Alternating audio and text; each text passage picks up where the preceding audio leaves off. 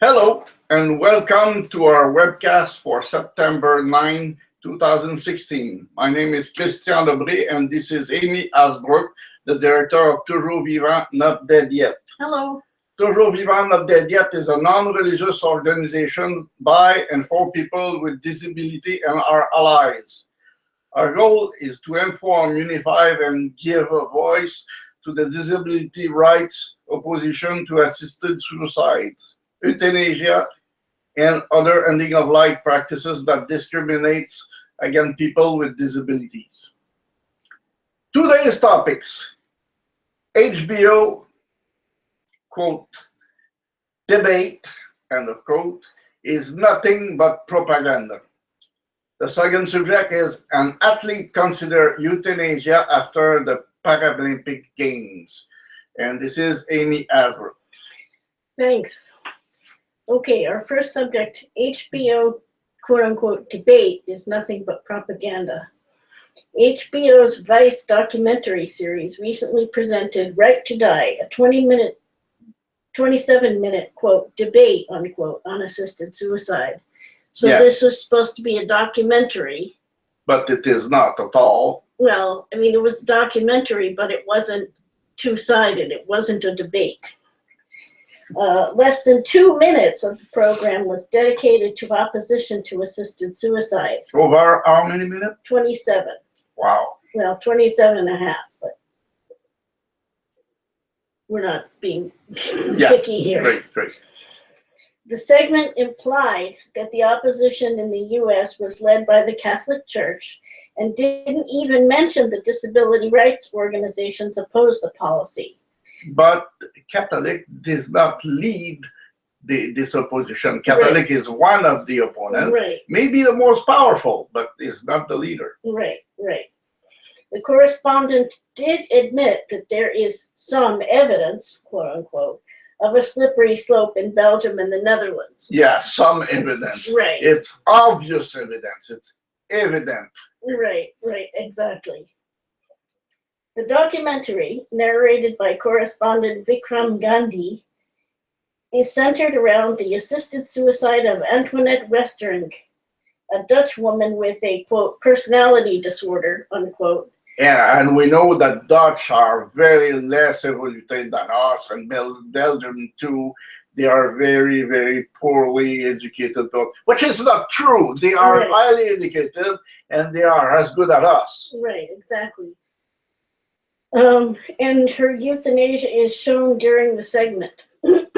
So her psychiatrist said that she had a personality disorder, and she also talked about having depression and post-traumatic stress disorder.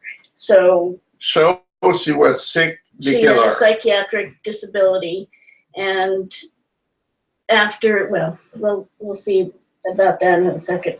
Miss Westerink sees herself as a butterfly preparing to emerge from a cocoon and having no regrets about her impending death.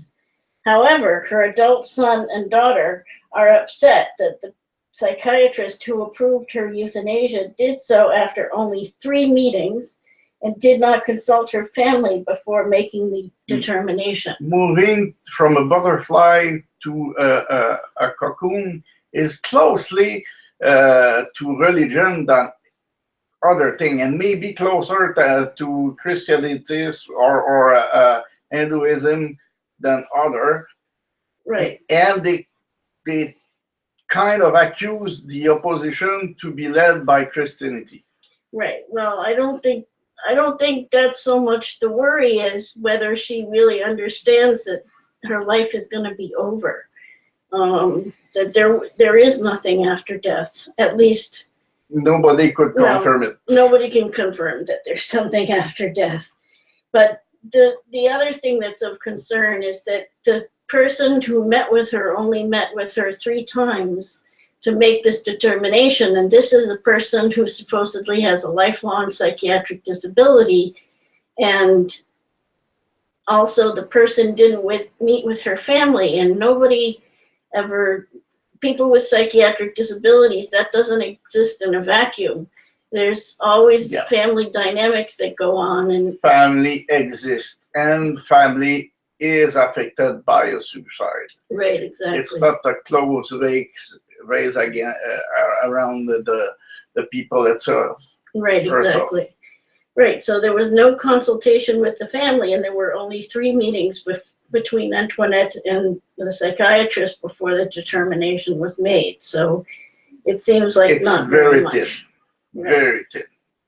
To make a diagnosis that the condition can't be dealt with in any other way, and that there's no hope, and that it merits euthanasia. It seems like. And when we know that every minute, every second in the world, there's something new happening in medicine or any kind of treatment. Right, exactly. During the segment, Vikram Gandhi speaks to Christina Simons, a person who is as yet minimally affected with ALS. But as he introduces her, images of late stage ALS patients are shown, such as a person in a Hoyer lift and others in hospital beds using external breathing assistance. Which is completely almost opposite. You're a beginner in the sickness and the last case possible in this kind of systems. And we know that SLE could develop over many years. Right, exactly. Sometime over 30 years. Sometimes it's more usually over a few years. But the other thing is they showed the people in hospitals rather than out and about living their lives with, respirators on a wheelchair and being able to continue with their lives. And those people exist. They are really existing. They only showed them in the medical context, which makes people feel like that's the only alternative. And of course, that misrepresents the reality and makes disability seem like a medical problem. That's the medical model of disability. Simons shows her fears of becoming disabled when she says, "The only thing you'll be able to do is in the end is move your eyeballs. I don't want to go through that horror, and I certainly don't want to put my kids through that."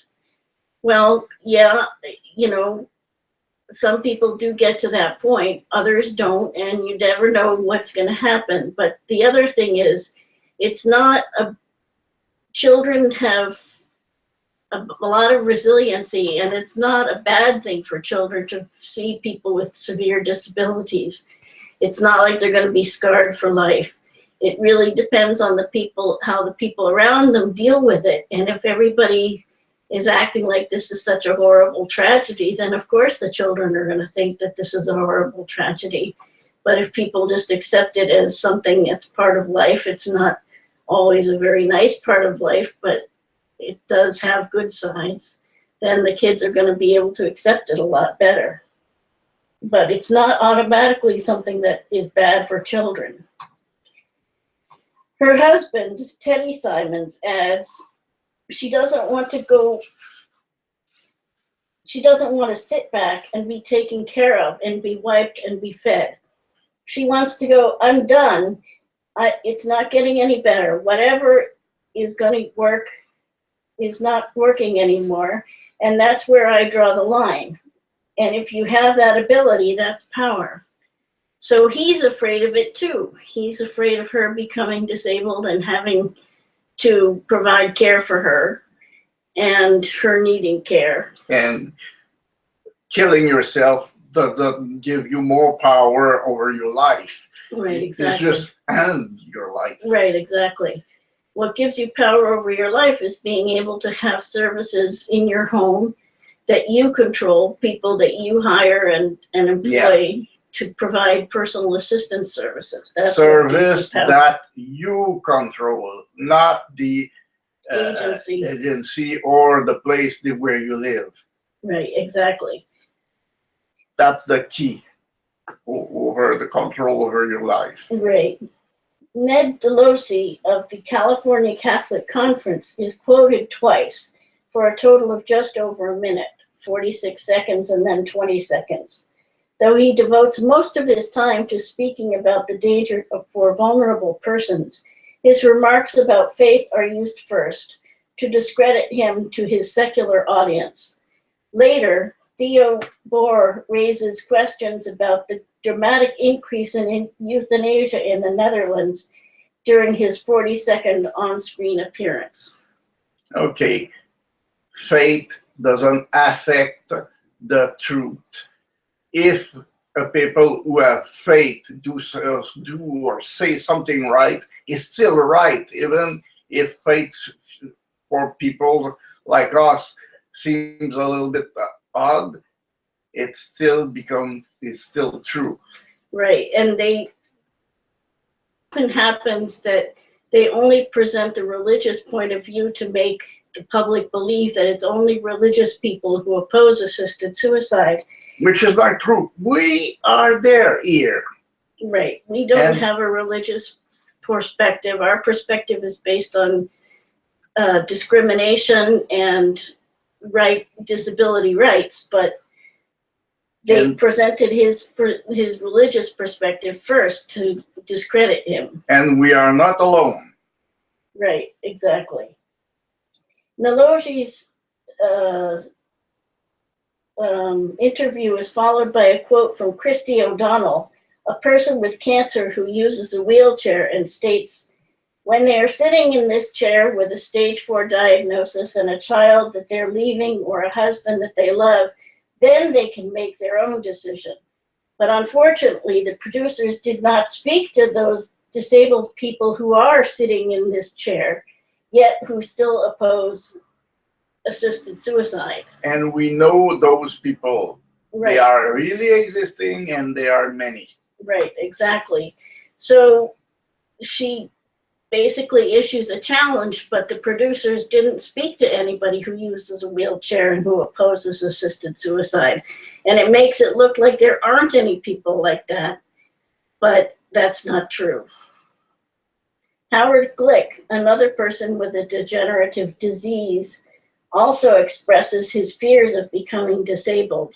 Quote, what do I want to do? Waste away in a wheelchair, not even recognizing my children? Never mind the cost involved, unquote. So he's afraid that automatically he's being in a wheelchair means wasting away, and that, yes, he'll get to the point where he doesn't recognize his children, but he doesn't even consider the time in between, that there can be good times and anyway, the world is a lot wider than that. Right. Even if you have some difficulties or restraint, the world's still wide. Right. It's like only looking at the negative, and generally when people only look at the negative, you say they're depressed and that they need to, have some mental health assistance. Yes. But when people with disabilities talk like that, they say, oh, yes, you need assisted suicide, and that's why it's discriminatory. That's discrimination, yeah. Right. As in many similar documentaries, the producers seem to have their minds made up on the issue before they began to explore it, and so neglected to portray the arguments about assisted suicide or against assisted suicide and euthanasia fairly. They played into public fears of becoming disabled, using the term dignity as the opposite of disability, and implying that the only way to retain control in one's life is to have assisted death. Which is not true at all. Right, exactly. Control your life, it's a meaning. And disability is not the opposition. Right. So this is a fairly typical program like this. We've seen lots of them before, but they claim that this is a debate, that this is supposed to be both sides of the issue, but it really isn't. I never see a real balanced debate at all. Right. Plus or minus one, the first debate that you do in Toronto, it was about half and half, okay? Right. Which was kind of fair. Which wasn't supposed to be a debate at all. It was supposed to be people criticizing the program that they had shown, but it ended up being a debate. which was good and let's say fair, okay? But that was the only one that I know existing. Right. All other debate or See, so-called debate was not debate, was one that you always see, just yeah, propaganda for the assisted suicide. right, right. In addition, the producers made it clear that the usual methods of suicide were unacceptable substitutes for the help of medical practitioner, nor did they describe what happens when complications arise during assisted suicides and euthanasia. Instead, they promoted the suicide kits marketed by Derek Humphrey, the founder of the Hemlock Society. Yeah, kill or to be killed is kind of the same. You end up dead. And in both ways, you could have some trouble. Okay, we said it's possible to have less trouble with medication, but Well, still trouble. Yeah, and well, there's generally less complications with euthanasia over assisted suicide. With assisted suicide, there are complications in 12 to 15% of the cases. So that means that people either vomit up the pills that they've taken, or they don't, or they fall asleep before they finish taking the pills, or whatever. So it's ended to be dramatic as a real suicide, which is a suicide too. Right, exactly. So it doesn't always work out the way people hope it will. And they don't mention the complications. But then again, they also are promoting these suicide kits that Derek Humphreys sells, which basically you put a plastic bag over your head and put helium into the plastic bag so you suffocate. That's his way for people to die. So that's basically they spent about 2 minutes talking about that, which doesn't seem like a long time, but over 27 minutes, it's quite a lot, and it's ended to look like a publicity for a suicide kit. Right. The segment also downplayed the objections of doctors who opposed the practice as a violation of the principles of palliative care, lumping them in with the religious opposition. So they only had about 3 seconds of a doctor saying that they objected. And doctor, and particularly doctor of palliative care, are the one who oppose mainly the assisted suicide. Right. The number is around 80%. Okay, Right. And why? Because they know what they talk about. Right. They know that people's problems can be solved with good palliative care, and that when people's problems are solved, they don't really want to die. What they want is to be free of pain and free of existential pain, and to go and to have everything resolved before they die. And that's what palliative care can help them do. Yeah, and at the end, they could be sedated, which is not have to be continuous. Right. Okay, exactly. Sedation could be reversed temporarily if you want. You just have to ask. If you ask the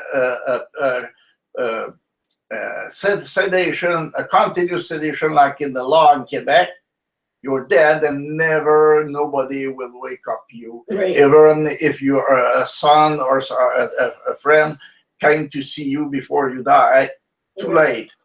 Right. They will never wake up you. Yeah. So all in all, this is an excellent piece of propaganda, but it's not journalism. Not at all. Not journalism. Not two-sided.